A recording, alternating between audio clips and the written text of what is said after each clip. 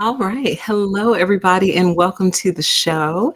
You are now watching a Deeper PTE. I'm your host, PTE, also known as Permission to Exist. Today is Thursday, December 28th, 2023. I almost gave y'all my birth year. That is so funny. And tonight's topic is either they're not real or we're not real. So, welcome to the show, everybody. And it looks like you guys caught me. Today is indeed my birthday. So, thank you all for the birthday wishes. It's so funny because I've been kind of keeping the actual date like concealed for a couple years for whatever reason. I don't know. I was freaked out in the beginning of doing all this. So figured the internet super sleuths could like track me down or whatever. I don't care anymore. Show up if you want to. I'll probably let you in, pour you a drink, and we can just sit on the couch and talk. All right. But anyway, um, but funny enough, some of you knew it from day one. It's so weird. Like when y'all first found out my birthday was right after Christmas, and I gave hints. I said, I'm a Capricorn. My birthday is after Christmas. Some of you knew from day one the exact date. And I think that is so crazy. You're like psychic or something. It's strange. But thank you guys. all the happy birthdays. Thank you guys. I appreciate it. I am a true Capricorn and a true Christmas baby. So thank you all so much. It feels so good to receive the love from you guys. It really does. So thank you. And I just want to give a public service announcement to anyone who has people in their lives with birthdays in proximity to Christmas. Please, for the love of God, be good to them, okay? Be good to them because their birthday counts too. Their birthday is important too. And they can't help when they were born. So, and I've noticed that over time, the time frame is stretching out. So now I'm meeting people born on December 1st who are like, yeah, I don't get gifts either. And I'm like, you're born on December 1st. And they're like, yeah, well, people say it's too close to Christmas. So I'm like, wow, it used to be right up on it. And now it's like spreading out. So remember the people in your lives who are Christmas babies. And for the love of God, remember people who are actually born on Christmas Day. Because, happy belated, Cheryl, 1221. The people born on Christmas Day, God bless them. I feel so sorry for them. But I always said if I ever had a child born on Christmas, we would just split the day in half. And they could pick, do you want to do Christmas first or birthday first? But you're going to get the same treatment that I would give anyone else on any other day. So thank y'all for the birthday love. I appreciate it. Welcome to the show. I know it's been a little while. Y'all know how I do, though. I just fall off the face of the earth periodically. It's just what I do. It's just what I do. Yeah, they're cheapskates. And expect stuff on their birthday, too, though. They're like, well, my birthday's in June. I'm like, so? And mine is in December. I can't help that. I had no control over when I came into this earth. But it is an excellent filter for who your real friends are. So I think they gave some of the toughest soldiers birthdays in proximity to Christmas because we're the ones who can filter out who really loves you and who doesn't, who really cares about you and who doesn't. So anyway, thank y'all for the birthday love and the birthday wishes. I appreciate it. Tonight's topic, either they're not real or we're not real, one or the other. It's one or the other. And I almost put this show on Permission to Exist, but I decided not to because we're going to go kind of far out with it. We're going to go kind of deep down the rabbit hole a little bit. And as we've discovered over the years, everybody just can't handle that. Everybody is not prepared for that. Like some people really need things to be a certain way. And I just respect that at this point. So that's why I do my weirder content over here. And I keep all the standard content over there. So welcome to the show. This is going to be the last one on this channel for this year. And I might do one more on PTE before 2023 is out. I did hear about that. Chat says, is this about that Tesla robot that attacked the worker? No, it's not. But I did hear about that. He jabbed him up, didn't he? The robot did, and drew the red stuff that's inside of our bodies. Y'all know how sensitive YouTube is. You can't talk about certain things, but the robot like attacked the worker and like really hurt him. Child, y'all and these robots, y'all and all this automation. And I still stand on my original sentiment regarding all of it, which is I'm still not afraid of it because it requires an extremely intelligent mind to program it. A mind that has the ability to think in a very complex way. And I just don't think it's capable of that yet. It's impressive. I'm not going to take away from how impressive AI has gotten, but I just don't think it has the ability to think deeply because the people who are making it don't think deeply. If they did, our world would look entirely different. But that's a whole nother discussion for a different day, and we'll get there. But but let's talk about tonight's show. So of course, we couldn't do this show without a nod to the most popular meme, I think, of this year, which was this lady flipping out on some guy or not guy at the back of the plane saying that MFer is not real. Miss Tiffany Gomez. So she has come out as of yet or since this incident and said that it was about like some guy who stole her AirPods or something. Nobody believes that. Nobody believes her. I think we all quietly believe that she was paid off to just shut up about whatever it is that she thinks she saw and just give us some story about AirPods, which, I mean, who would say that? Like if someone stole your AirPod, you might say that MFer is a thief or that MFer is a liar or, that MFer is a criminal. But you're not going to point to the back of the plane and say that MFer is not real. That's just something that you're not going to do. So, no, I don't think it is. Chat says, does anyone know yet if that woman is really Tiffany Gomez? No, I don't think so. And we actually talked about that a couple shows ago on this channel. She just doesn't even look like the same person, in my opinion. But it is just my opinion. Who knows? I wasn't there, and I guess we'll never know. But we certainly had to do an ode and a nod to that meme. We're not going to play it because I don't want to contend with copyright this evening. So I'm not going to play that, and I'm sure you all have seen it a million different times. So what we're going to talk about tonight, and I'm going to share with you a comment that was left by a viewer who is in the chat. Thank you so much, Floppity Flop Flop, for the comment. We're going to actually explore that comment in detail, and then we're going to talk a lot about something called the Uncanny Valley. So if you've heard of the Uncanny Valley, let me know in the chat. But some of you may not have before. So we're going to talk about that too. And as the show goes on, you'll see why I almost put it on permission to exist, but decided not to. So over the years, we've explored many aspects of the narcissist, inside and out, honey. We've explored their behavior, their logic, and pretty much every other thing about them, trying to figure out what's wrong with them, honestly.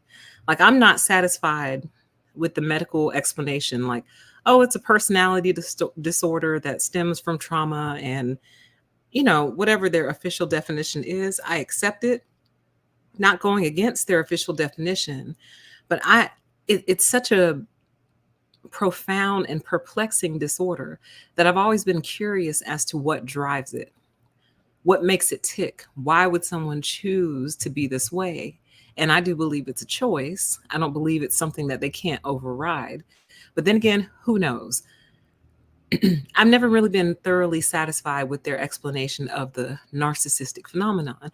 So that's what we spent a lot of time doing over on Permission to Exist, exploring who they are, what they are, and why they are. So tonight, I want to offer up to you another explanation, potential explanation, and also the reason that it ended up on this channel and not the other one. But tonight, we are going to talk about a phenomenon called the Uncanny Valley. The definition of the Uncanny Valley is it's a phenomenon where a computer generated figure or a humanoid robot bears near identical resemblance to a human being, and it arouses a sense of unease or revulsion in the person viewing it. So, the most simplistic way to put that is the uncanny valley is what occurs when something seems lifelike, but something about it just simply is not. Something about it is off. And you, as a person, pick up on that and you are basically horrified by it. So, and it typically only happens like in video games or like in when they start making these like talking humanoid robots. I think one of their names is Sophia. I'm not sure, but the word Sophia came to my mind. And they look human, they talk like human, they're responding to a human talking to it. But the more that you interact with it, you're like, ooh, you're not real. Like something about you is not real. Another example where I think this happens, I don't think you're necessarily horrified by this, but another example is when you meet someone who has a twin. So let's say that you work with the twin, like that's your coworker. And then one day you meet their twin sister or their twin brother. And it's like, whoa, this is creepy. This is weird. There's two of you. And the other one looks a whole lot like you, looks exactly like you, but it's not you. Kind of the same thing. And I think another thing happens when you meet somebody's doppelganger, which is a person who looks, I think the official definition of that is a person who looks like someone who has passed away. But I think a doppelganger can be alive also. So I'm not entirely sure with that one. But the whole point is you're looking at something, interacting with something that is supposed to be real, but it's not. And you pick up on that and it freaks you out. That is the most basic definition of it that I can give you, right? So, as it relates to narcissists and narcissism, I think part of the reason that myself and other people grapple with it so much is because there is something about them that is not real. There's either something about them that is not real or something about us that is not real. And who knows which is the case, but I want to tell you why I say it could be us, but I'll get into that a little bit later in the show. All right. So let's take a look at a comment that was left on a video called "The US Confirms the Existence of UFOs and No One Cares." And that video was earlier this year, about 3 months ago or so. So I'm going to display the comment. It is long, but it is such a good read. It is a worthwhile read. We're going to read the whole thing because there's several pieces of it that I want to pull out. So thank you, Floppity Flop Flop. I like your name. Do you have rabbits? Do you keep rabbits by chance? Is that where that name comes from? All right. I just got a notification on my phone that says pit bull in dress at our door. There's a gray pit bull at our door with a blue collar and a heart dress. If it's yours, please contact me. I mean,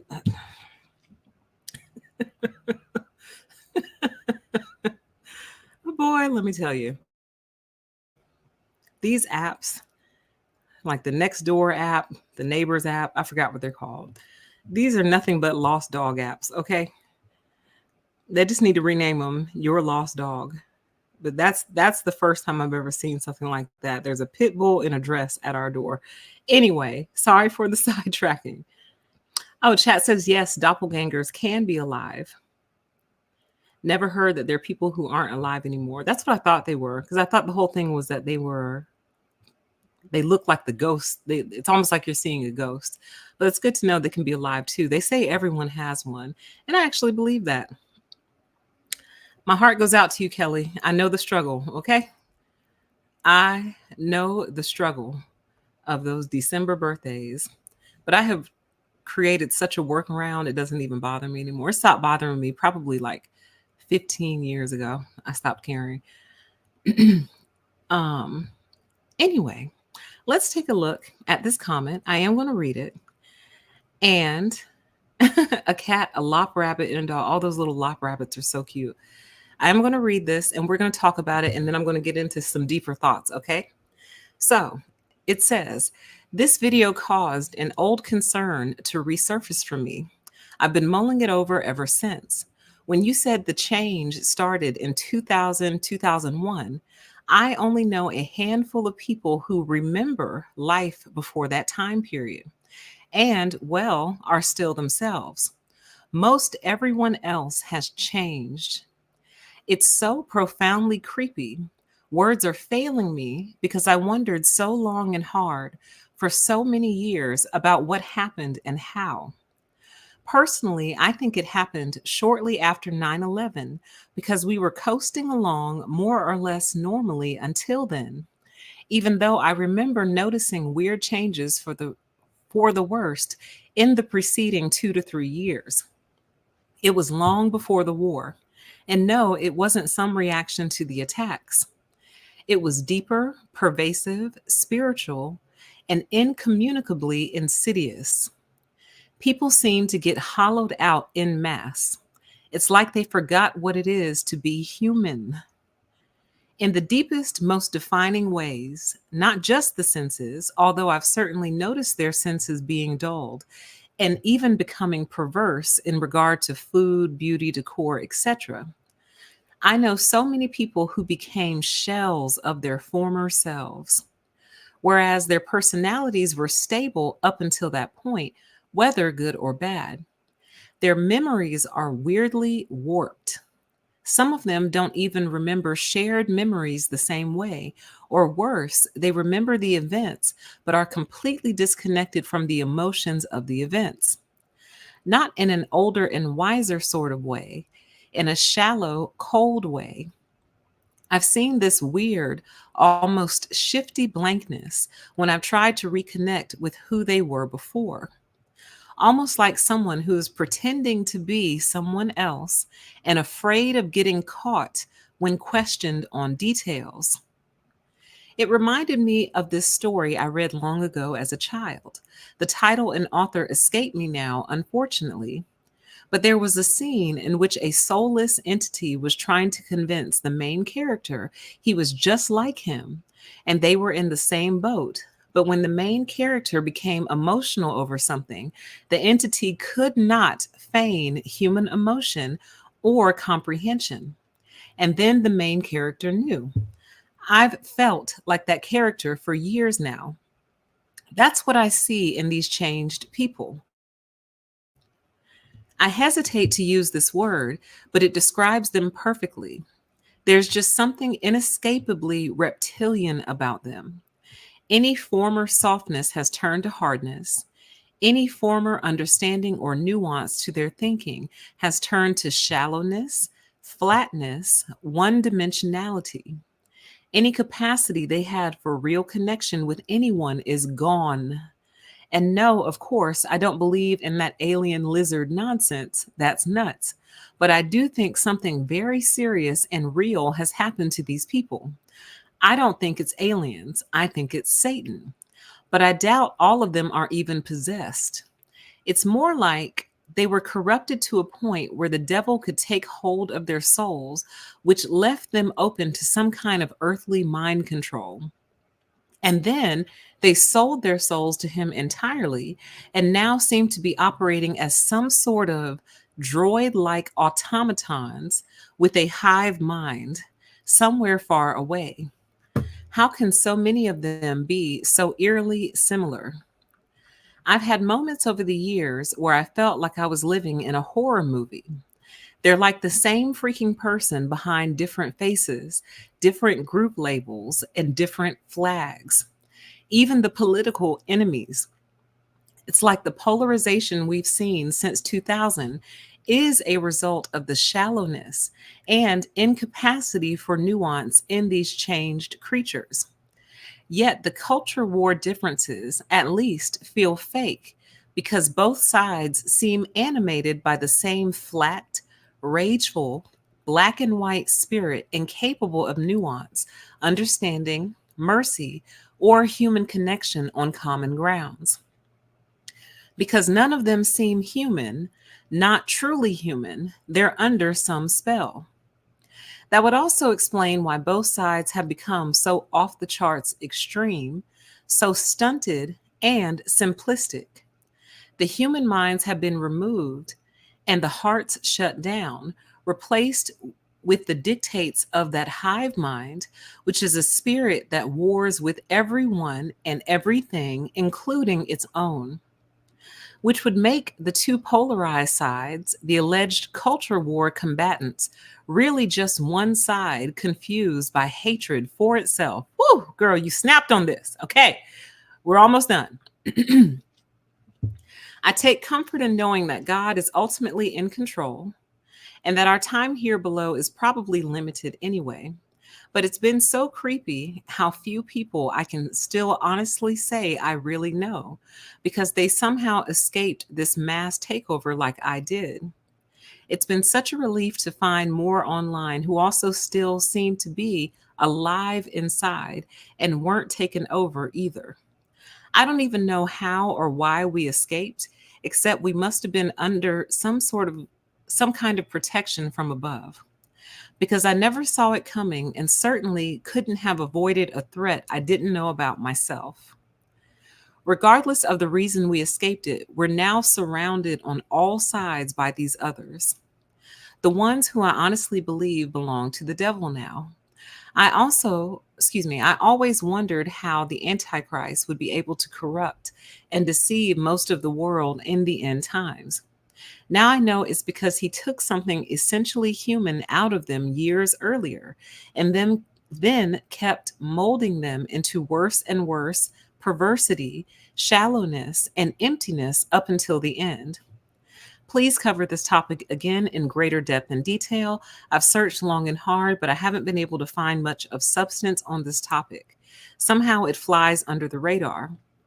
It deserves a thorough investigation and analysis. As far as I can, I feel compelled to understand what happened and what will come of it. Whatever entity is behind it has some sort of design. What is their end game with this? Sorry for such a long comment. LOL. I felt I had to get this out. I hope it helps someone. There are more of us still alive and awake to what's going on than we may realize. But we are most definitely the minority now, and the changed ones often recognize us before we recognize them. The children of darkness are wiser in their generation than the children of light. Like the freaking pod people, they can sniff out the remaining humanity. So what are we facing ahead? Awesome comment. Thank you so much for that comment. It is profound, right? Chat says, I'm surprised YouTube didn't hide this comment. This is profound. It is profound. And thank you again, floppity flop flop, flippity flop flop, floppity flop flop. There we go, for leaving this comment. I really appreciate it. And I meant it when I said this is good stuff and I'm going to use it. And here I am using it. So thank you. There is so much to unpack with this comment. I actually have it. I copied and pasted it on a Word document. And I highlighted some parts that I wanted to go through with you. And actually, I think I'll just share this screen. So give me 1 second. Let me switch them over. But so well written, so very well expressed. And there's some pieces I want to pull out.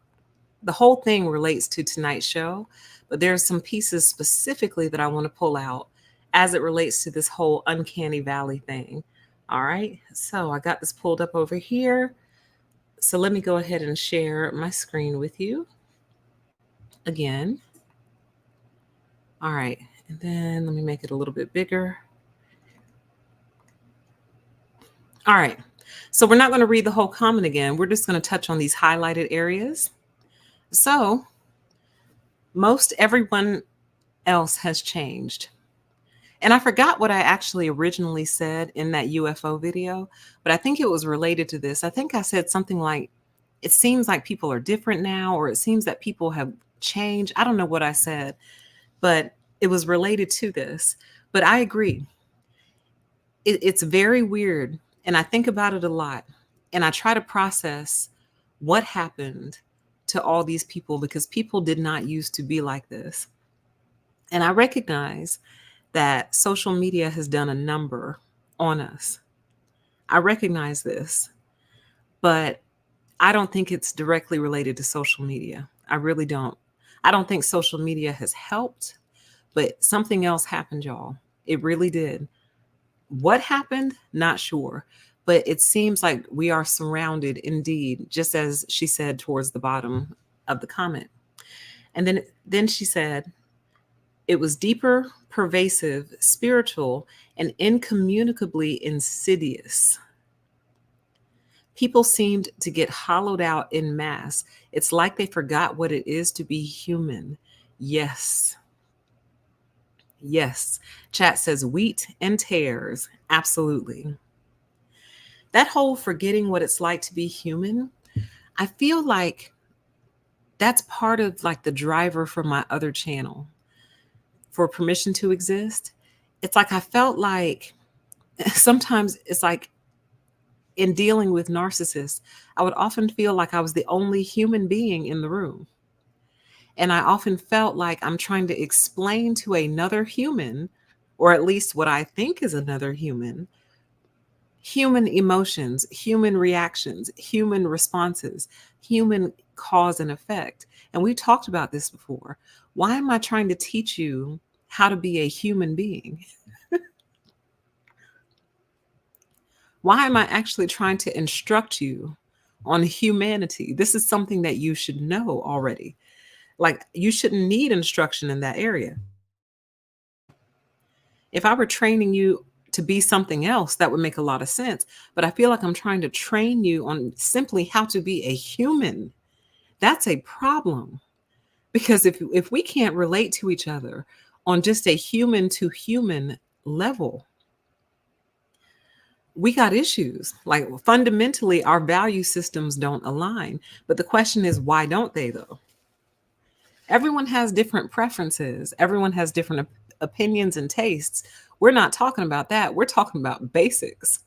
I did a video on that. I think I called that video on that channel, Narcissists Battle You Over the Basics of life, the basic building blocks of life.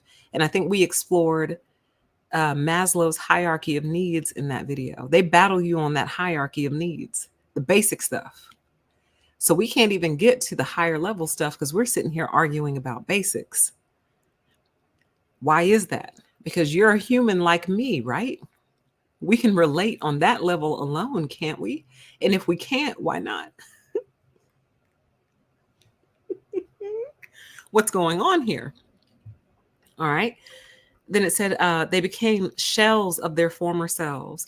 I cannot tell you how many times I've seen this happen and how many people I know like this, to the point where it almost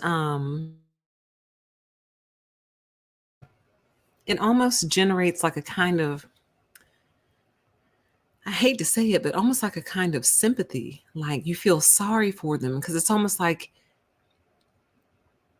what have you become? Who are you? Like, what have you done with the person that I knew?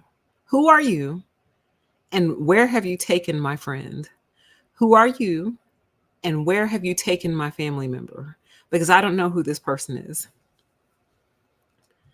Who are you? Identify yourself, because I don't know who you are. But it's like, it's almost like, in a way, it almost feels like they were acting. They're either acting now or they were acting then. So who was the real person? Was the real person the one who I used to know, or is this the real person, the one I'm dealing with now? I'm not sure. Okay. Chat says, and it is scary feeling like the only human being present in a group. It's another level of gaslighting. Absolutely. It's so weird. It's a very weird sensation, but one that I almost always have to escape from. Like, I almost always have to just leave. So then it says, almost like someone who is pretending to be someone else and afraid of getting caught when questioned on details. Ooh-wee, this right here. especially I think as it relates to family, because family are the ones that you've known the longest, generally. So when the family went through this change, certain family members, it's like, oh, it's so creepy, man. It's creepy. Let's keep going.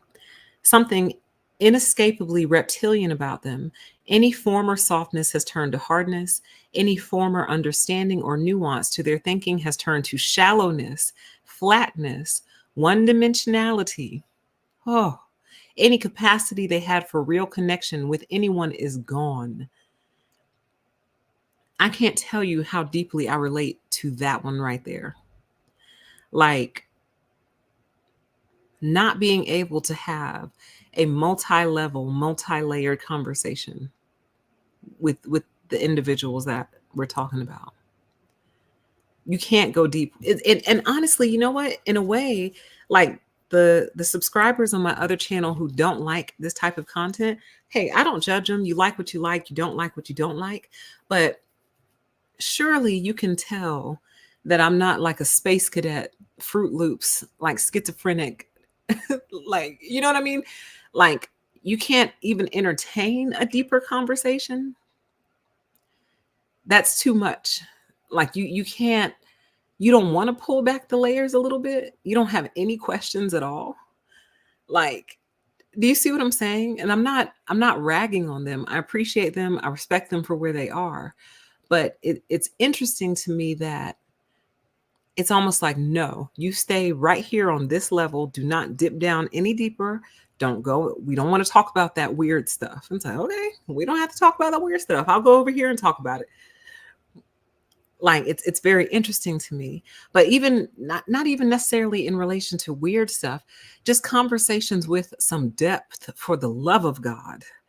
Like, it's, in my opinion, part of the reason corporate America has been so challenging for everyone to deal with, because we are dealing with people who refuse to go below the surface. It is shallow, it is flat, it is one dimensional. I cannot go on LinkedIn anymore because it makes me want to throw up. I need my bucket.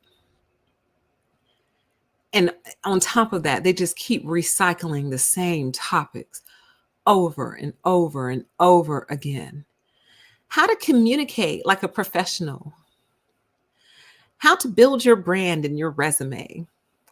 Top 3 interviewing tips. What else? What else do we see all the time? Like, it is like the same 5 or 6 topics recycled and renewed and spat back out again as if it's brand new. And it's like, y'all don't think there's anything more to this? You don't think there's anything deeper to this whole situation? You don't think there's anything more to it that's concerning to me? Because life is multicolored and life is multifaceted, and it has a lot of different layers to it.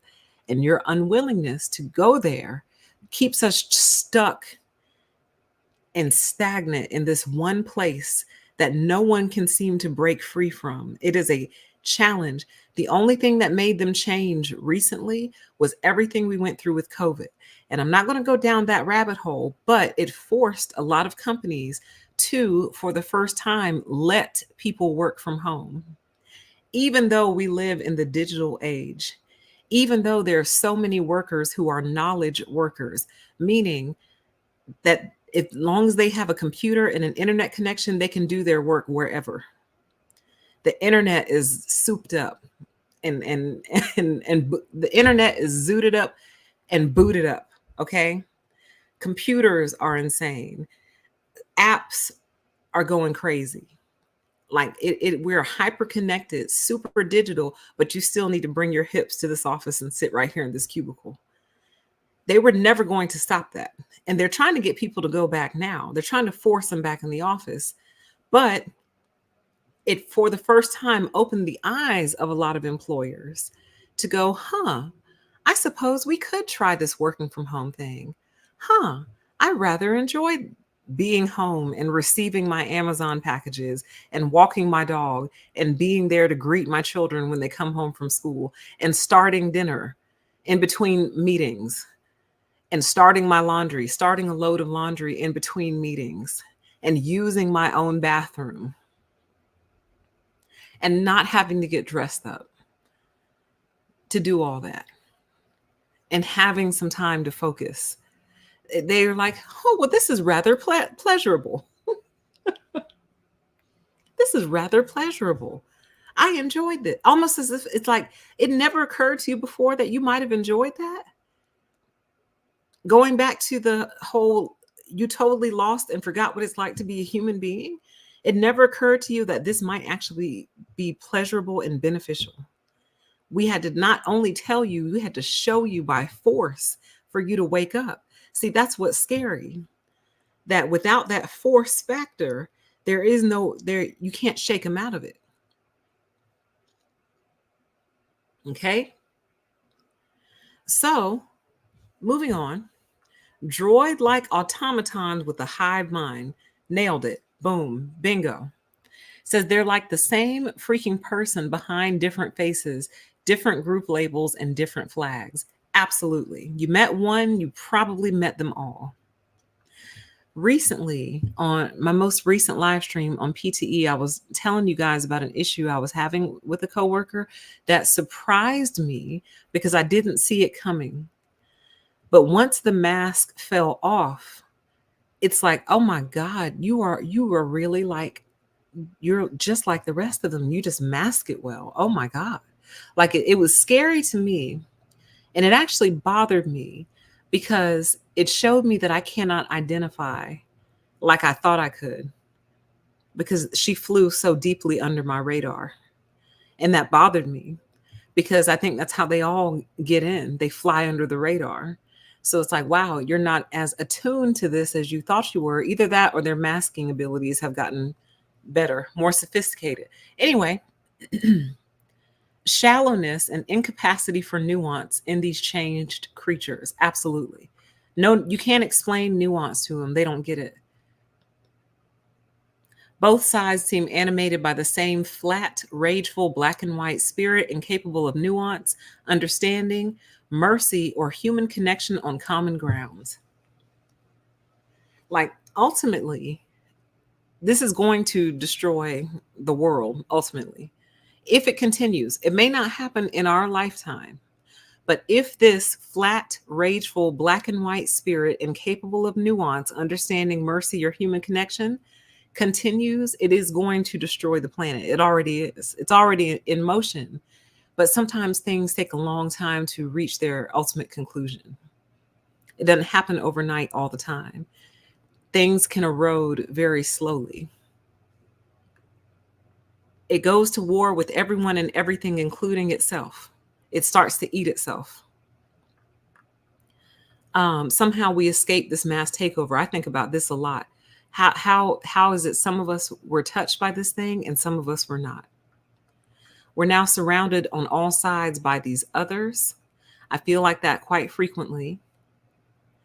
And it says, and the changed ones often recognize us before we recognize them. And that's scary because that means that they're predator and we're prey. But going back to this, we're now surrounded on all sides by these others. Somewhere on some video or some live stream on one of these channels, I said long time ago, we were talking about loneliness.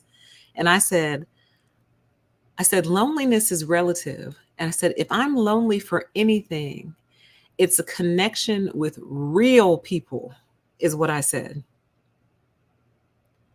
It's a connection for and a connection with real people. If I'm lonely for anything, I'm lonely for real people. Meaning there's tons of these fakes, artificials around. There's tons of them around. But when you know you're in a room with these people, or you know you're dealing with these people on a regular basis, when you're surrounded by them, but you still feel lonely, like you still feel like you don't have any friends, that's how you know. I'm responding to a text. Welcome, everybody. Let me respond to this text really quick.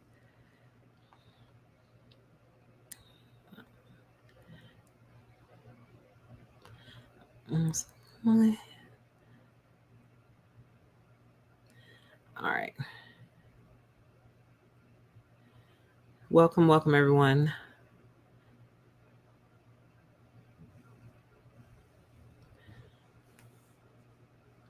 So, I hate that I just did that because that's going to create a long, weird pause in the playback. Sorry about that. Boom. All right, sent. So, the connection, the loneliness, the hunger, if it's for anything, it's for real people. Real people. Like, and it's something it's very difficult to explain, but I know when I've met a real person, kind of like Pinocchio wanting to be a real boy. I know when I've met a real person. It's like a breath of fresh air. It's like you feel like you can breathe. You feel like you can be yourself. You feel like you're in the presence of another sentient being. Yes, connecting with living people with a soul. Yes, that's what I'm lonely for. I'm not lonely for a pure presence. I'm lonely for people with a soul, with life inside of them. That's what I'm lonely for. That's what's hard to come by, and that is what's difficult to find. And my most recent experience told me it's also apparently difficult to identify when someone is faking it. Because, honey, I promise y'all I didn't see that one shit coming. I didn't. And it really bothers me. It really bothers me a lot. It worries me. So let's get deeper. And I just want to comment on this because so we were talking about birthday stuff earlier and how it's one of the way I filter and use it to identify real friends. And I was thinking about it and I was like, what if you have to go through this? Because if you don't recognize the fake from the real, what happens if you move on to a higher level in your life and you can't recognize the fakes from the real? So, for example, what happens, and this is just a far out example, but what happens if you hit the lottery or something? You got to play the lottery to win the lottery. So let's just say hypothetically, I play the lottery on a whim one day, hit it, win it, and I'm not allowed to hide my identity. I don't think you can hide your identity in Georgia. I think you have to disclose. Some states let you stay anonymous. But let's just say hypothetically it happens, can't hide my identity. Boom. Now everyone I've ever known knows I hit the lottery. Would you be able to tell the difference between people who really care about you, really love you, and would have loved you, lottery or no lottery? Would you be able to? And I think whatever higher spirit sits above me is telling me right now, no, you wouldn't. That was a test and you failed. Would you be able to tell? Would you be able to tell the difference between someone who is just using you and someone who really cares about you? Would you? No, you wouldn't. You would fail that test. You'd fail. All they have to do is fake being a real human being and you let them in. You open the door. So we cannot elevate you right now because you still can't tell the difference between the real and the fake. So the lottery is one example, but let's just say hypothetically, permission to exist took off, which it was in the beginning. In the beginning, oh my God, I would get like 1,000 new subscribers a week. Now that's a whole different conversation for a different day. I do think it had something to do with an algorithm change. But since we're on a deeper PTE, there are days where I think to myself, what if it was spiritually slowed down? Because if you had gone to the top and crossed over 100,000, because I made that promise, that public promise, and I said, if I hit 100,000 and it holds, I will come on camera. Well, like the sub count stalled completely out. And then it's been static for like 2 or 3 years now. So YouTube aside and all their shenanigans, what if it was spiritually slowed down? Because whatever higher power sits over me says, child, you're not ready for the next level yet because your filter is broken. Your ability to discern who's real, who's fake, who means you well and who does not mean you well is completely broken. And you'll mess around and be surrounded by people who you think care about you, but they don't. They are only around you for what they can extract from you, and you can't see it. You are totally blind to it. So we are not going to let you have success in that area because you're not ready for it. Your filter is broken. You basically have no bouncers. It's basically like a club with no bouncers. You have no security. You wouldn't know. You wouldn't be able to tell because all they have to do is pretend to be human. All they have to do is put on their human costume and you'll let them in because you're so thirsty for real human beings because you've been surrounded by fakes for so long. Just like that comment that we just read was saying. And when I say fakes, I'm not using it in the cultural sense where people say, oh, he or she is so fake. Meaning like, I mean, it's kind of similar, but I'm actually being literal. So usually when people say he or she is so fake, what they mean is, oh, they smile and laugh in your face, but then they talk about you behind your back. That is one form of fake, but I'm talking about literally fake. Like the difference between a fake diamond and a real diamond is what I'm talking about. Like the difference between a fake apple and a real apple.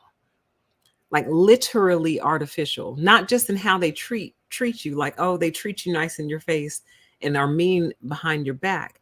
That is one version of being fake. I'm talking about literal fakes, as is the topic of tonight's show. The ones who are living in the uncanny valley and you can't tell the difference. And you would have these people all up around your house, in your house, all around you. Because understand that my default is to help people. It really is.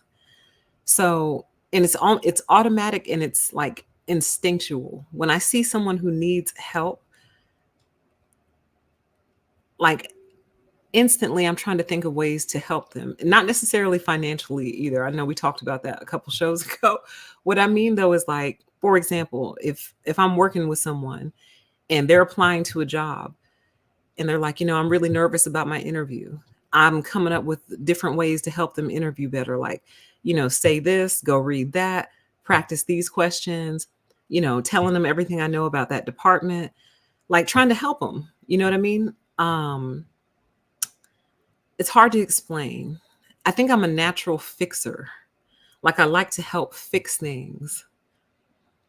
I like to help repair things that are broken or not working well. So I would naturally attract a bunch of people essentially who just need to extract something. And if it's not money, it would be something else. And I think that's something we all need to pay attention to, because often when we think about being used, we think about being used in the financial sense, which is one way to use people. But trust me, honey, there are other ways for you to be used. One way that I didn't know about or realize until recently is that your presence alone, people can be using you for that. Just your presence, which is hard to comprehend potentially, but sometimes your simple presence is good enough. Using you for ideas, using you for clout or attention, using you because basically to them, it doesn't have to be true, but to them, you raise their property value. Let me get off this because this is a different topic. I'm going down the rabbit hole. Okay. Chat says the life of an empath. I know, right? Chat says you can't do that anymore, PT. I know. Wow. Chat says I literally just had this conversation with my counselor the other day during our session. Wow. Listen, it's really, really deep. And it's deep because I reflect like over my whole life. Because I've met a lot of people like this, people who I thought were friends, but really they were using me for something. But then I would think, well, I didn't have any money. So what could they possibly have been using me for? Entertainment, encouragement, therapy, ideas. I cannot tell you how many people I have essentially put through therapy for free. And then once they got better, they got up and walked away. just like you would do a real therapist. Because typically you're not friends with your therapist. You pay them, they see you, they work it out with you, they work you through it. And then when you're healed, you move on with your life. I can't tell you how many times I've done that for free on accident.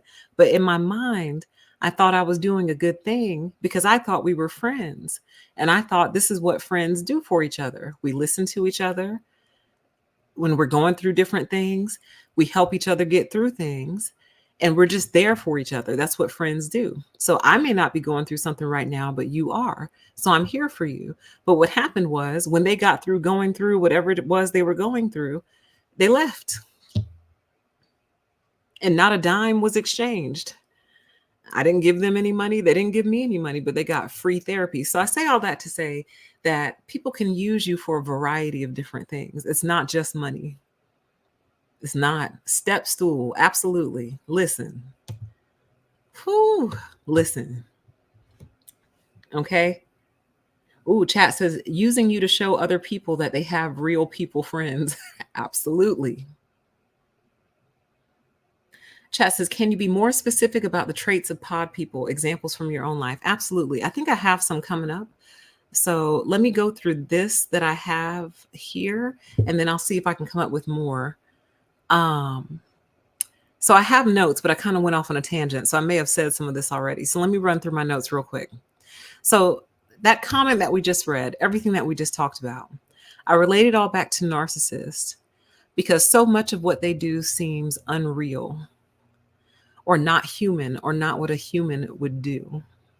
You find yourself having to explain things to them as if they aren't humans themselves.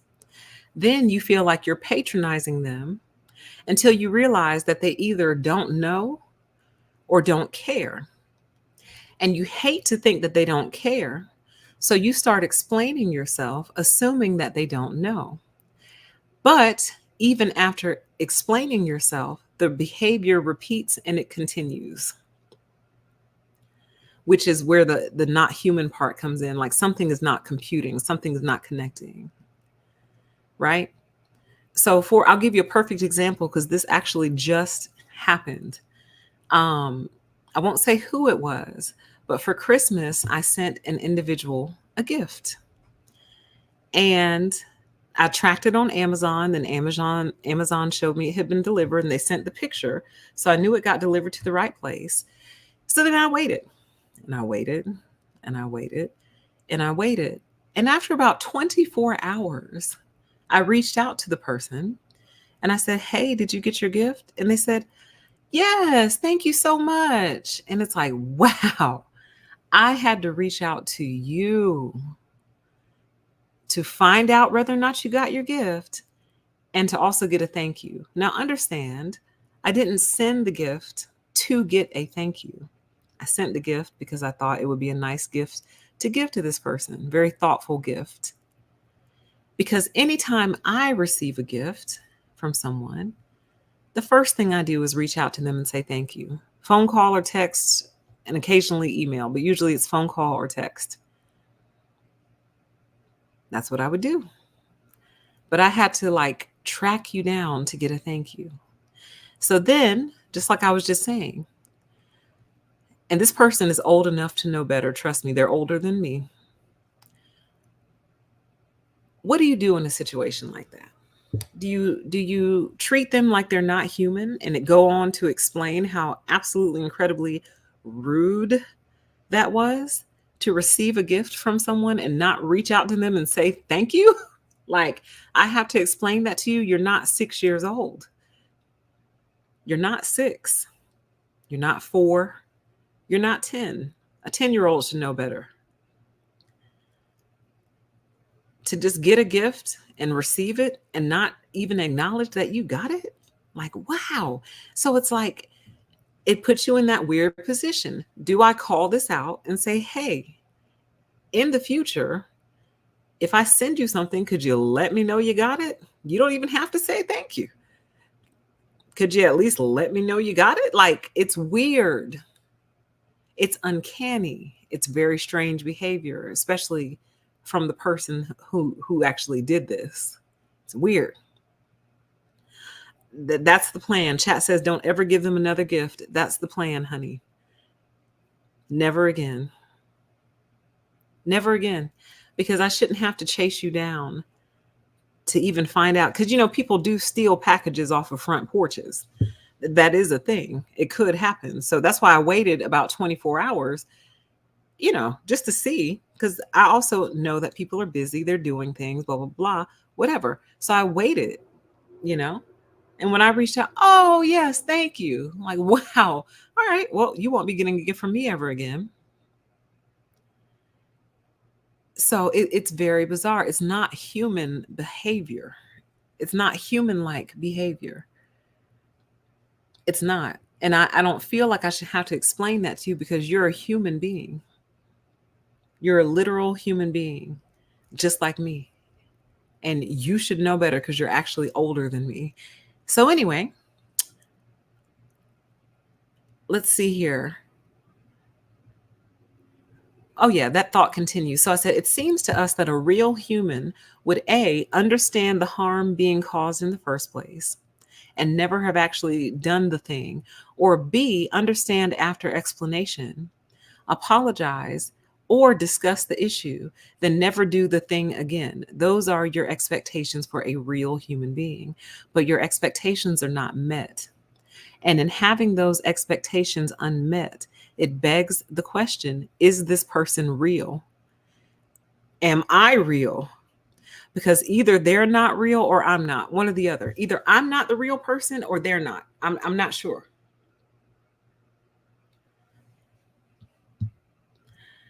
Oh, this is so sad that so many of you are going through the same thing. It says, wow, that literally just happened to me. I had to call and find out if they got it. I got an excuse that she doesn't check her mailbox, and she knew I was sending this gift to her. Unbelievable. It says, my sister is good for that. She will not let you know she received your package. I mean, it reaches levels of rudeness that supersede offense because I'm beyond offended. Now I'm curious. Now you've triggered my curiosity. And I was thinking about this earlier today. I was like, if you don't F with me, if you don't mess with me, you don't like me, whatever, that's fine. Why do you insist on being in my face then? Because some of the people I have the greatest respect for are people who either he and I or she and I decided we just didn't fool with each other like that. And we went our separate ways and we don't stay in each other's face like that. I respect that. That's called standing on business. If you don't like me, stand on business and get out of my face. But what makes these people so weird is that they treat you like they don't like you, but they want to stay in your face.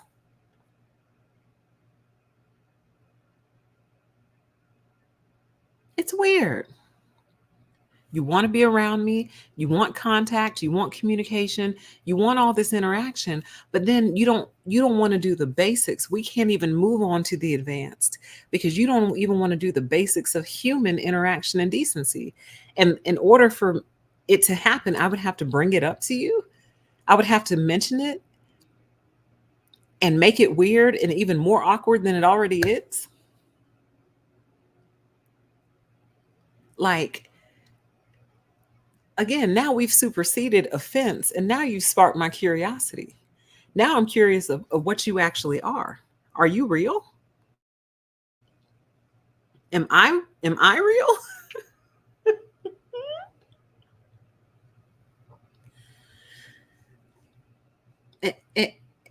What's going on here? Because this is strange. This is strange interaction. Like, we don't have to do this. You know that, right? Like, we don't actually have to do this. We could literally go our separate ways. And dang, there's a song like that. There's a song that deals with that topic and I can't think of it. We could literally go our separate ways. And that could be that. And we don't have to pretend anymore. We don't have to fake the funk. We really don't. But you want to, though. And that's what makes it so bizarre, because you're the one who acts like you don't like me, but you're also the one who acts like you need me desperately. So which one is it?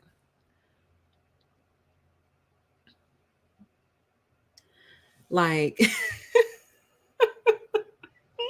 which one is it? Because I'm cool with either one. You're the one who seems to have issues with this. All right. So my notes continue, and this kind of answers the question about more characteristics of the pod people. So think about your experience in dealing with AI or chatbots. Some of you may have used Chat GPT. I still haven't used it yet.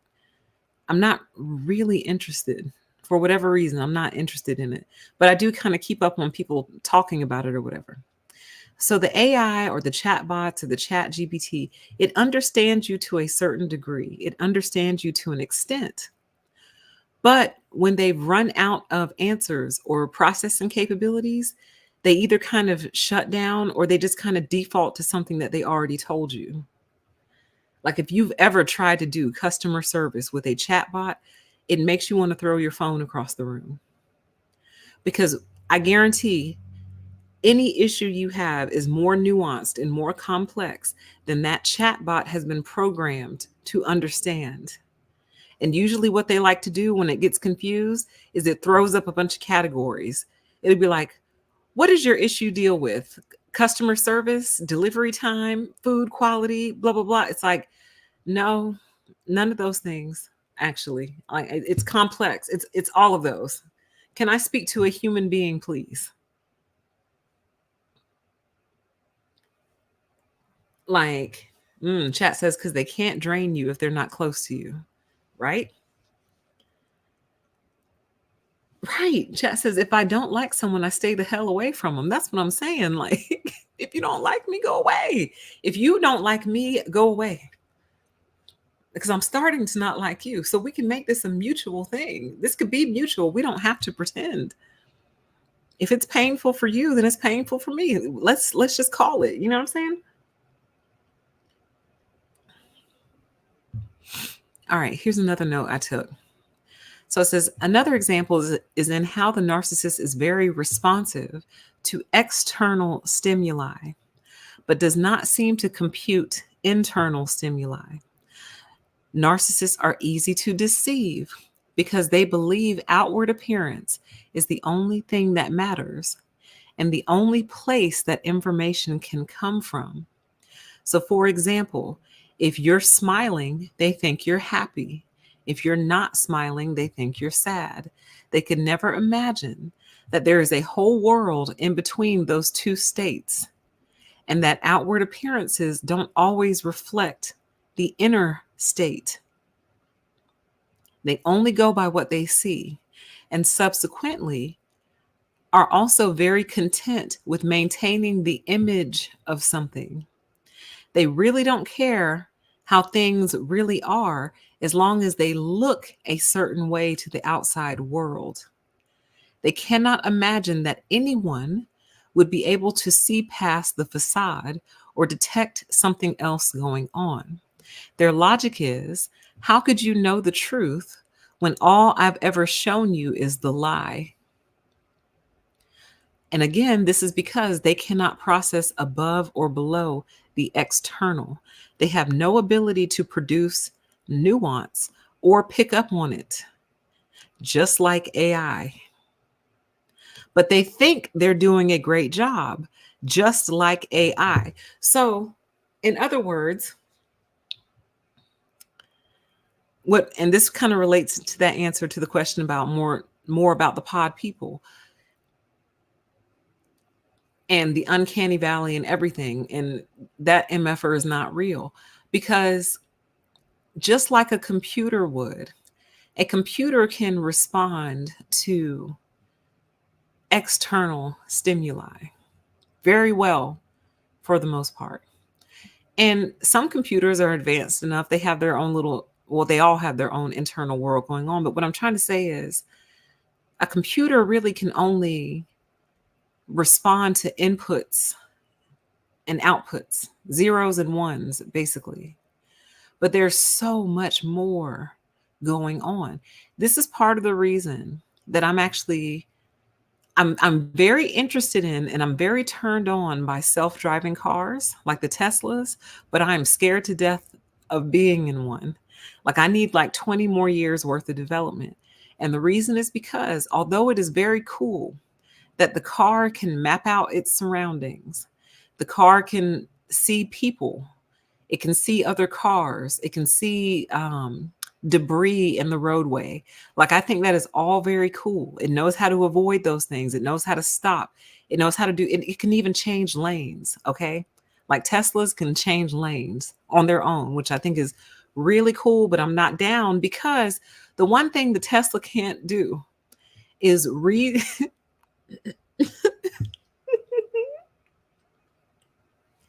The Tesla cannot read the faces of other drivers. The Tesla can't tell a stupid driver. You see what I'm saying? Whereas you, as a human being, you know when someone is being stupid on the road. The Tesla cannot process that this person over here is a complete idiot. The Tesla cannot predict like we can.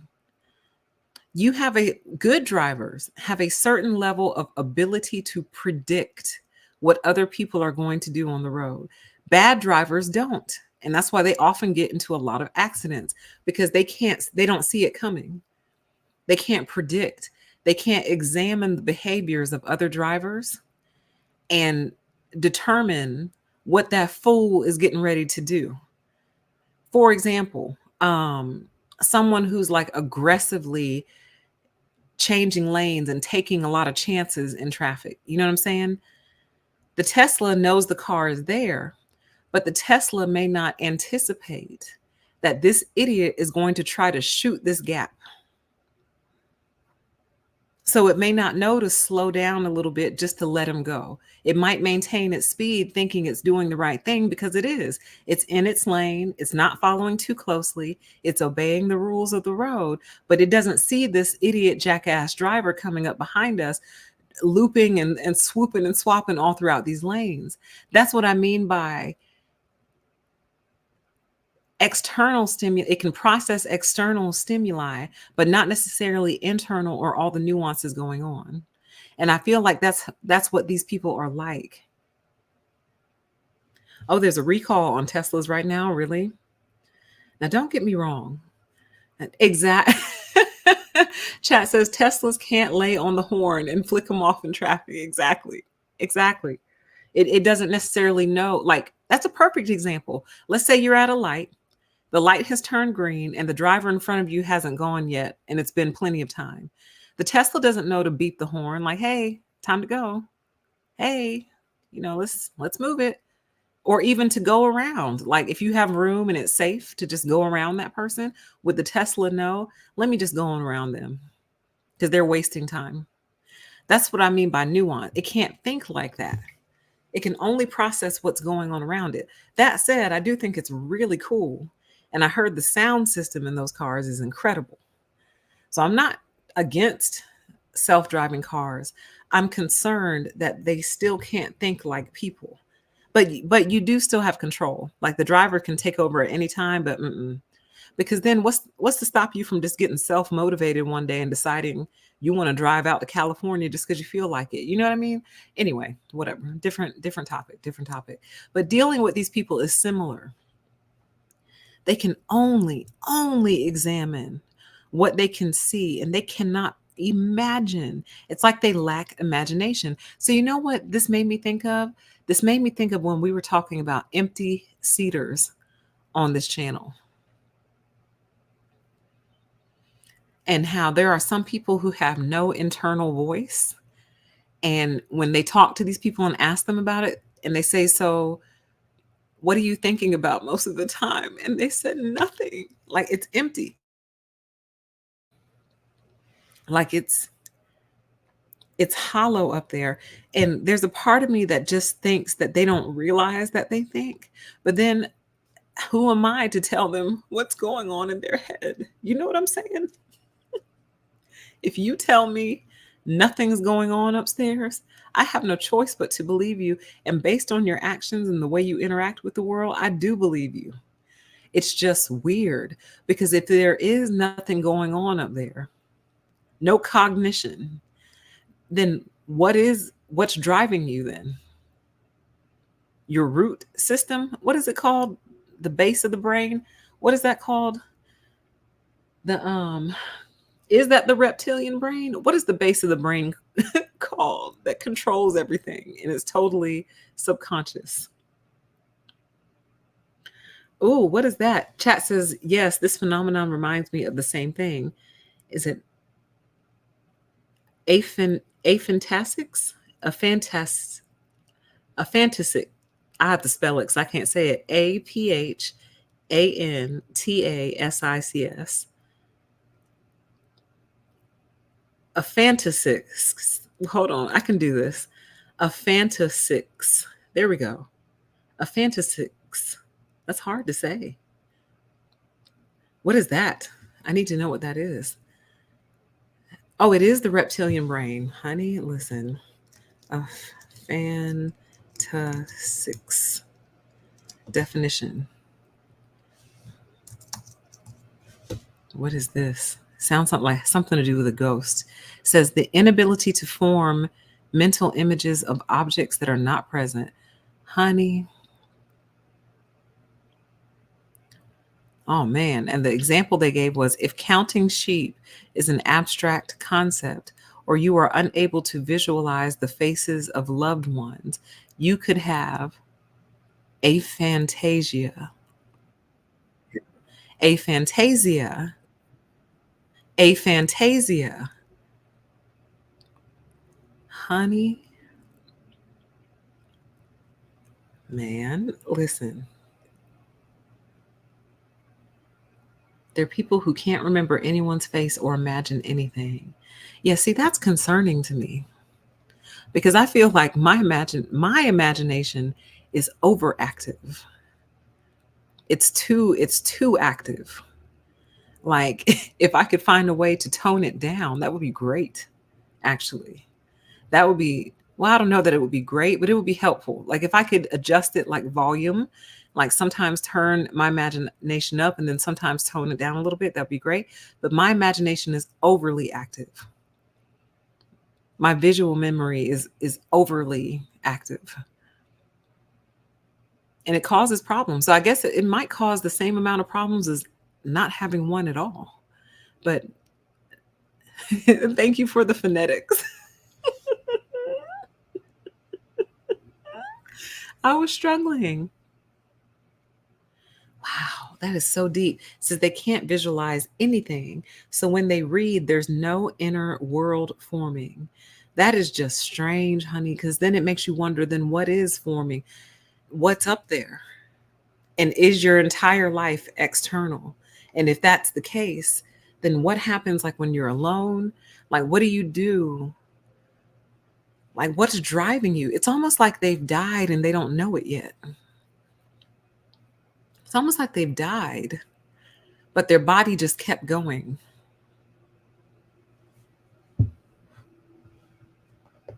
Oh, the scientific word is the medulla oblongata.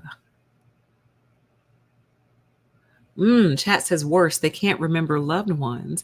So if someone isn't in front of them, cheating is nothing. Abandoning kids is nothing. Firing people is nothing, just like psychopaths. Honey, listen, somewhere on one of these videos, one of these live streams many years ago, I said, it was probably on this channel, I said, I think the government is hiding from us, that there are people among us who look like us, they eat, they do everything that we do, but they're not like us.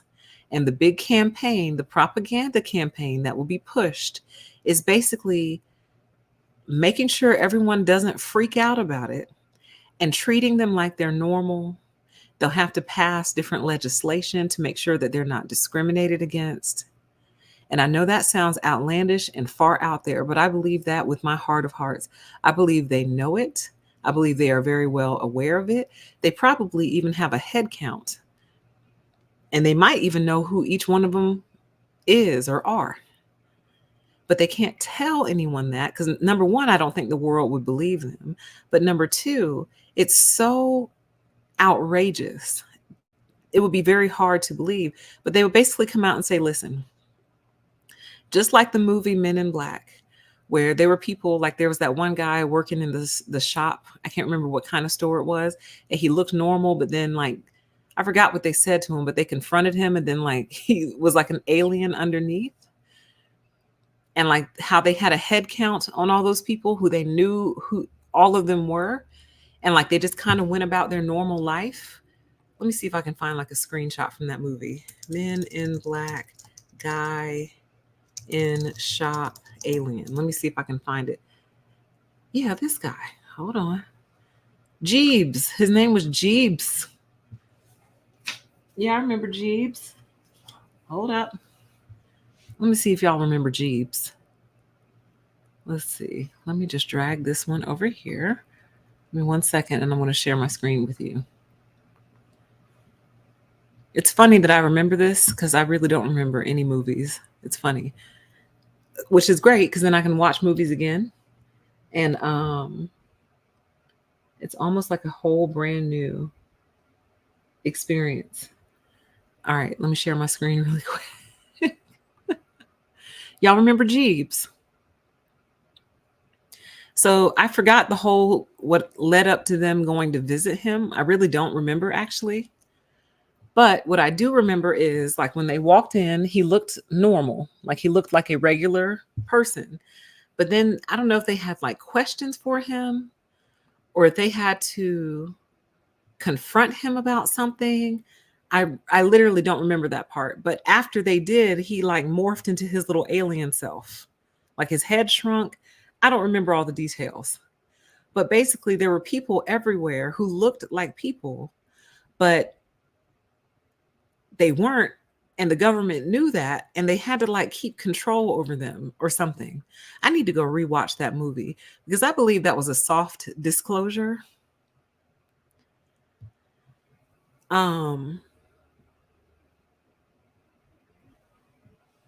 I believe that was a soft disclosure. You know, they were trying to tell us, look, there's people amongst us who you think they're normal, but they're actually not. But you're going to treat them normal. You're going to be respectful to them. You're going to give them jobs. You're not going to discriminate against them. The only real difference between them and you is that they don't feel like you feel. They have no internal thoughts. And they kind of are alive, but kind of sort of not really. Just like the Uncanny Valley. Very, very similar, but absolutely not the same thing. Very, very similar, but not the same thing. Have y'all ever seen those pictures on Instagram? Somebody will put their dog in the middle of like a whole bunch of stuffed dogs that look just like their dog. And it's like, and it'll say, can you find the real one? And it's fun and it's cute and it's funny because you're like looking at all these little faces, trying to figure out which face is the real face. And it's hard. And then you eventually find it. You're like, that's the real one right there. But sometimes they'll put them next to each other. And it's like, oh my God, which one is the real one? Which one is it? I don't know. Especially if it's a still photo. If it's a video, it's kind of easy to tell because dogs don't really sit still like that. But if it's a picture, sometimes you really have to spend a lot of time going from face to face to face, trying to find the real little face amidst all the fake faces. That's the Uncanny Valley.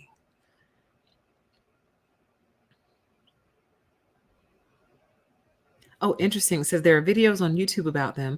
One got over a death in the family so fast it freaked his brothers out. Another is a diagnosed sociopath. Listen, I believe this is one of the many things these people are hiding from us. They know this, but they also don't know what to do about it. They also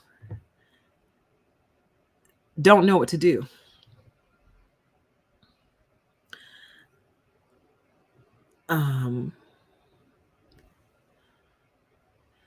Sorry, I'm responding. I'm getting lots of texts. Lots of little birthday texts. Sweet.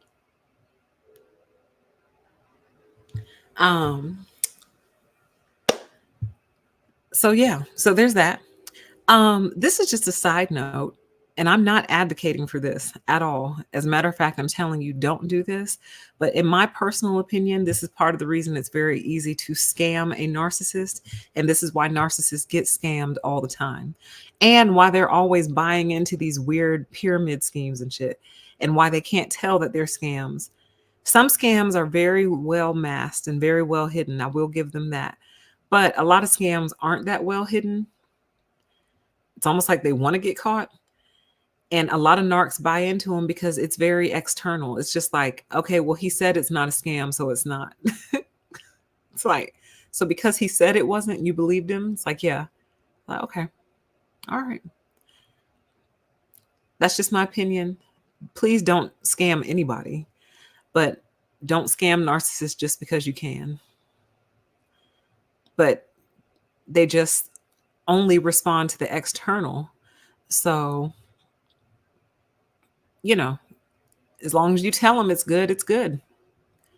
This is why a lot of these corporations go down also, because they're surrounded by people who operate that way. So CEO calls them in.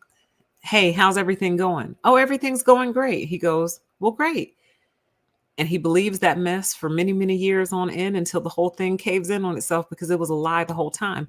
Because, and I heard this quote recently, and I hate that I can't attribute it to the right person because I actually don't know who said it, but essentially the quote said that the truth, you're going to deal with the consequences of truth, whether you like it or not. So you don't have to like the truth. You don't have to want to hear the truth. You can ignore the truth. You can do all of those things. You can turn your back on the truth. You can do all of those things, but you will ultimately deal with the consequences of the truth, whether you want to or not. Same thing. So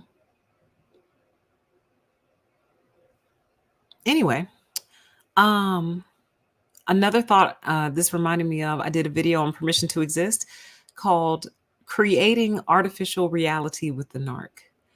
And while it's kind of different, it has to deal with more of the fact that the more we lie to them and coddle them, the more we create artificial reality. But it's similar though.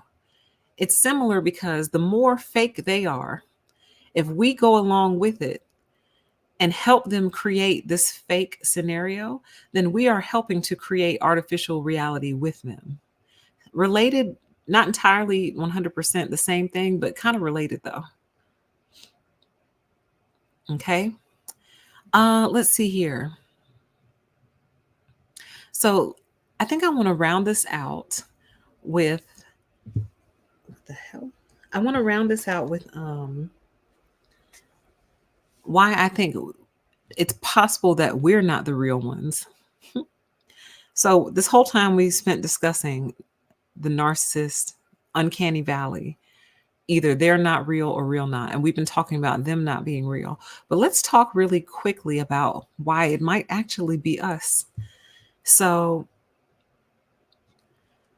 what if everything we're seeing, the narcissistic behavior, the feeling like we're surrounded, the feeling like people have changed, what if that feeling is such because it's actually us who aren't the real ones, because this is how human beings actually are. Human beings are wretched, basically.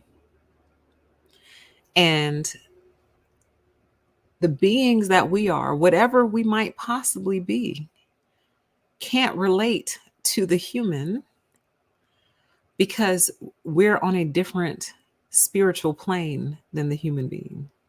So what if it's not them that's not real? What if it's actually us?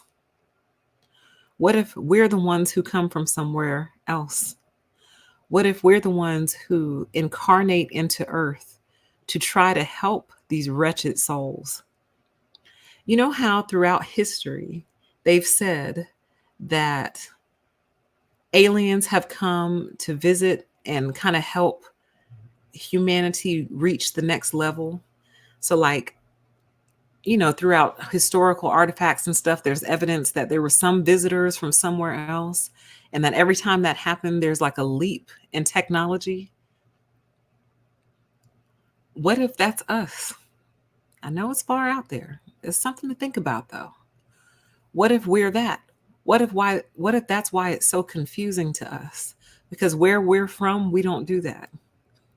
Where we're from, we would never do that. We would never do these things.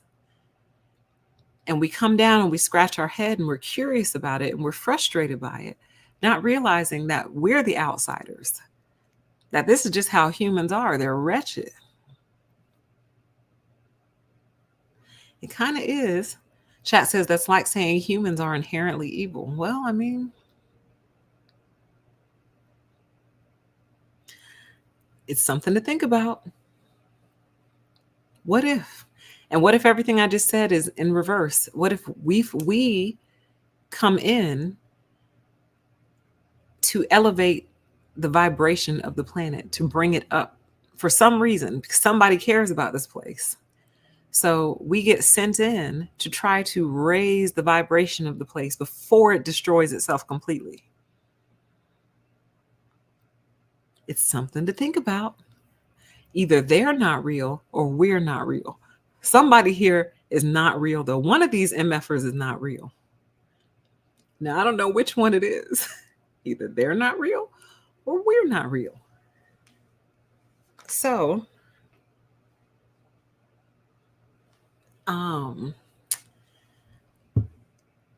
yeah. So those are kind of my thoughts. It's just something to think about. It's either them or us. One of us is not real, though. One of these things is not like the other. And I can't help but wonder which it is. But it's something to think about. What do you guys think? Chat says, we are stuck here and don't like it. They love it. Oh, they love this place. They think it's the greatest thing that's ever happened.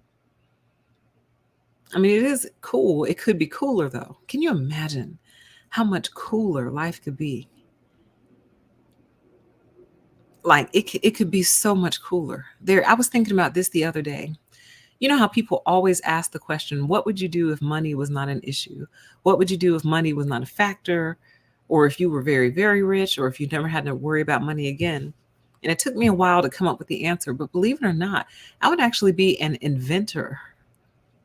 I have so many inventions, y'all. So many inventions. I would just invent all the time. I would just create new products and new services and just invent different things, invent different experiences, reinvent other ones that already exist. For example, believe it or not, at my core, I really love to party. It may not seem like it because I really don't go very many places, but the reason I don't go very many places is because they suck. And they suck hard too. I don't like them. That's why I don't go. It's not fun. So if I had an endless supply of money, I would reinvent the whole club experience. Because I do believe a lot of people still like music. They still like to dance. They still want to go out. They still want to hang out. But nobody likes the club scene because it sucks. It's not fun. It's icky. And it's like you have two choices. You either have your basic club bar scene or kind of like a stuffy, uppity kind of like no one's having any fun at all. It's very stiff and dry. Like, I want to reinvent that. Like, I have so many ideas around stuff like that. So it's not just products that I would invent. It's also experiences that I would reinvent. I would completely reinvent like the hair salon experience. Oh my God, the ideas that I have for stuff like that. So many different ideas that I would love to give birth to. So I would reinvent the whole thing. I would be an inventor if money wasn't an issue. I would be creating a lot of different things, products, services, all kinds of stuff. But I say that to say, how much cooler would the world be if the real humans took over? The real ones. Because right now we're being run by drones. There's no question. There's no question. I figured this out the other day too. The reason I think a lot of people get burned out on social media is because it's really all the same. They eventually all start copying each other. They all do pictures, they all do video, they all do reels, comments. I think the only one that's slightly different is TikTok. But even with TikTok, from what I understand, there's like a lot of restrictions there. Like there's a lot of words you can't say. Like they're more censored than even YouTube. So, but everyone started copying TikTok though. So eventually all these platforms just become the same. And it's what they're missing that makes it kind of suck. Like there are certain features they should have that they don't. For example, like if you go on Twitter or X, for example, you cannot sort the comments by the most recent. Like how basic is that? That's basic. If I'm reading a comment thread, I want to see either the oldest, like I want to start from the beginning and read down. Why is that so hard to do? Why can't I choose how I want to read these comments? You see what I'm saying? You can't flip them from the oldest, the very first one posted up underneath, to the most recent, or from the most recent to the oldest. You can't flip it. It's whatever order they choose to give you. Little stuff like that is what makes these platforms suck. Don't take me down this rabbit hole, y'all. I'm very, very, very passionate.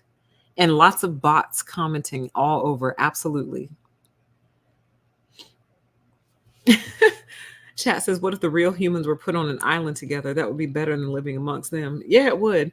But I think the problem is they would eventually destroy the whole place, like they're already low-key doing. And it's almost like there's something has to be present to put it in check. Otherwise, they get out of control and they get out of hand. But that's just my theory, though. Oh, no. Chat says, the other day, my Roomba drug my dog's poo all throughout the house. These bots are already turning on us in ways we don't understand. See what I'm saying? It had no feature to go, maybe I shouldn't touch that. Smart enough to take itself all over the house, but not smart enough to go, the owner probably doesn't want this drug all over the house. That's what I mean by nuance.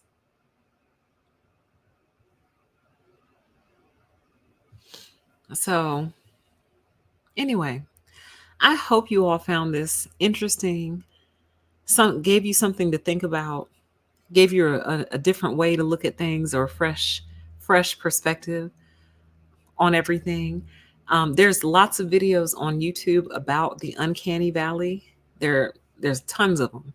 So if you're interested in that concept alone, you can certainly search that up and learn a whole lot about it. But it really deals more with robotics and AI and stuff like that. Because what they're basically saying is, as these engineers are developing more and more robots, will it even work? Because people will be freaked out by them, basically.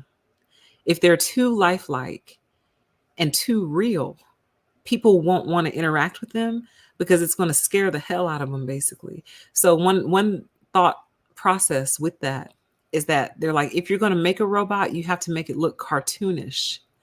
You have to make it look artificial, like a cartoon, because people are okay with cartoons. So if you approach a cartoon robot, you're like, oh, okay, you're clearly not real, because you're a cartoon. So I'm cool with that because I know what you are. But if I walk up to you thinking you're a human being and you're a robot, that is going to be real problematic. So they're trying to figure out how they're going to fix that issue. So that's really what it deals with primarily. But I think it's very interesting to look at it in terms of narcissism, narcissists, how they behave, how they interact with the world, how they interact with people around them. It's uncanny. And it freaks you out because it's like, this is not how a human behaves. This is not a normal human reaction. So what is it? So I think it's something fun to think about. But I hope you all enjoyed tonight's show. I might do another show on PTE before the year is over, but I also might not. So if I don't, Happy New Year to you. I hope 2024 is a good year for you, for all of us, really. And what else? I think that's about it. Renee, you just got here and we're wrapping up. It's a good show, though. I would do the playback. It's a pretty good show. All right. So with that, you guys, thank you. I'm going to go eat some more cake and eat some more ice cream. Oh, I had boba tea today. Have y'all ever had boba tea? Oh my God. So good. Delicious. Oh my goodness. So I had me some boba tea. It was amazing and I want more. It's very addictive. So get you some boba tea to ring in the new year. But I appreciate you guys so much. You'll never know how much I really, really do appreciate every single one of you. And I hope you enjoy the rest of your evening and have a great weekend and Happy New Year if I don't talk to you till next year, okay? Take care, everybody. Bye.